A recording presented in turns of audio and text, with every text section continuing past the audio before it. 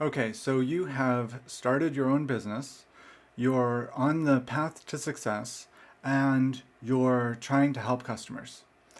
Now, let's talk about the specific things that you can do to make sure that you stay engaged, to make sure that this is an emotionally sustainable journey for you, and to make sure that you're actually helping people, right?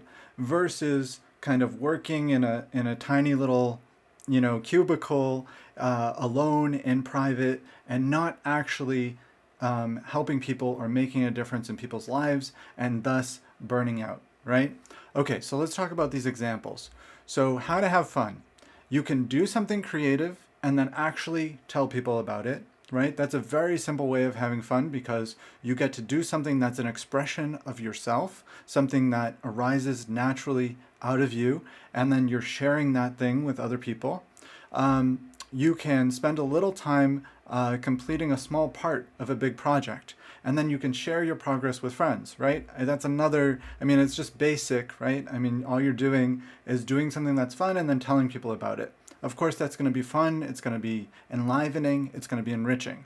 You can talk about a mission or a goal, and then you can form a community of creatives or people with that goal who come together around that goal. That's a great way of having fun. Again, it's social. You're putting yourself out there. You're involving other people. You're getting people involved in something bigger than yourself, right? Something other than yourself that's gonna enliven them as well and help them as well.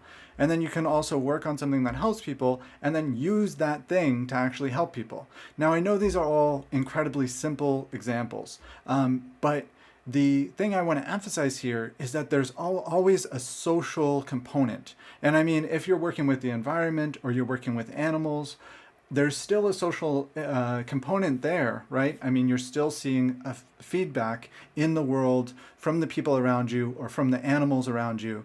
So it's not just with humans, is the thing I want to emphasize with that. As long as you're getting some feedback from your environment, that's a way to have fun. And then a quick way to burn out is to do something you don't like doing, right? And then keep doing that thing.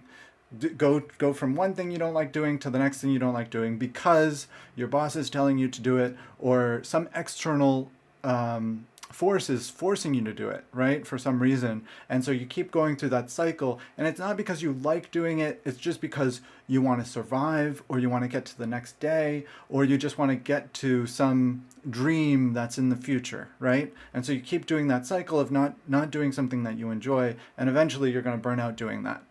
You can also invest a ton of time into something, a ton of time and energy, building this huge dream, this huge castle, and you never tell anyone about it.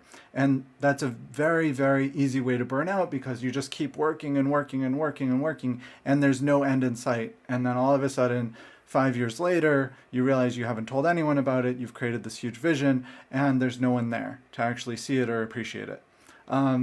Again, it's very similar. Take on big projects and don't ask for help, right? You're lacking that social commitment. You're lacking that social validation. You're doing something laudable, right? You're taking on something, a big goal or a big problem, but you're not asking for help along the way. You're not involving other people in it. And so you're not getting that emotional validation that you need as a human being to kind of get to the next step. And then the last thing you could do is find something you're excited about and always try to maximize its value and profit from it.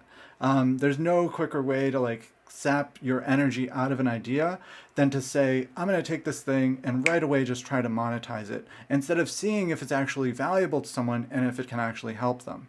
And the idea here, the basic idea, is that when you're having fun, when you're involving other people in the process, you're actually doing more, right? You're doing more. You're putting yourself out there. You're connecting with other people. You're getting people excited about it. And you're willing to take that extra step to actually bring people in and see if you're actually helping them, see if you're actually doing something good, right? Whereas the burnout phase, you're only doing something small. You're just doing the next task or the next project, and you're not actually taking that extra step. And so people who are actually having fun and they're involved with life and with making sure that their ideas are connecting to other people, those are the people who are actually really valuable for a business.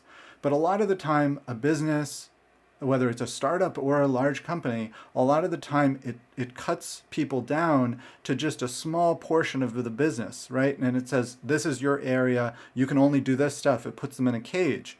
And so they can't have fun because they can't get out of that cage. They can't make sure that their idea is actually valid, it's actually helping people, it's actually connecting with people. And so they're stuck in this box, and I think that's a lot of the reason why people burn out at companies.